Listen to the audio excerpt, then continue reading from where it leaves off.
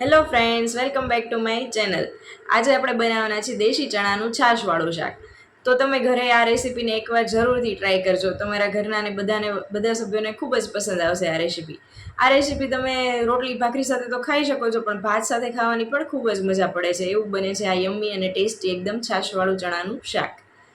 તો જો મારી આ રેસીપી તમને ગમે તો મારા વિડીયોને લાઇક કરી દો, શેર કરી દો અને મારી ચેનલને સબસ્ક્રાઈબ કરી દો. તો સૌપ્રથમ ચણા મસાલા બનાવવા માટે અહીંયા મેં પેનમાં 3 થી 4 ચમચી જેટલું તેલ લીધેલું છે. તેલ આપણું ગરમ થાય ત્યારબાદ તેમાં રાઈ અને જીરું નાખવાનું છે. ત્યારબાદ લીમડાના પાન એડ કરવાના છે.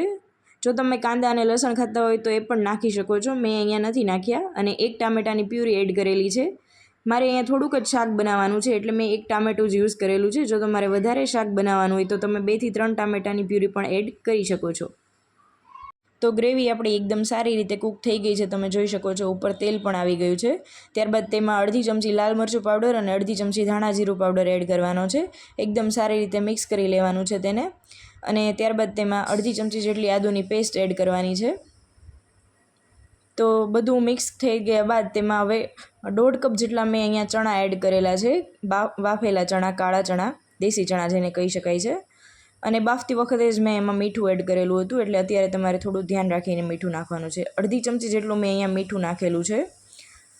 બધું એકદમ સારી રીતે મિક્સ થઈ જાય ત્યારબાદ તેમાં હવે અડધા વાટકા જેટલી છાશ લીધેલી છે મેં અહીંયા. છાશથી આપણા શાકનો સ્વાદ એકદમ સરસ આવે છે અને થોડું રસાવાળું ગ્રેવીવાળું શાક બને છે. ત્યારબાદ થોડી વાર ઉકળે ત્યારબાદ તેમાં અડધી ચમચી જેટલી ખાંડ નાખવાની છે. એકદમ બધું સારી રીતે ઉકળવા દેવાનું છે 4 થી 5 મિનિટ માટે. તો શાક આપણું ઉકળી ગયું છે અને બનીને તૈયાર છે. એમાં ધાણા એડ કરી દઈએ.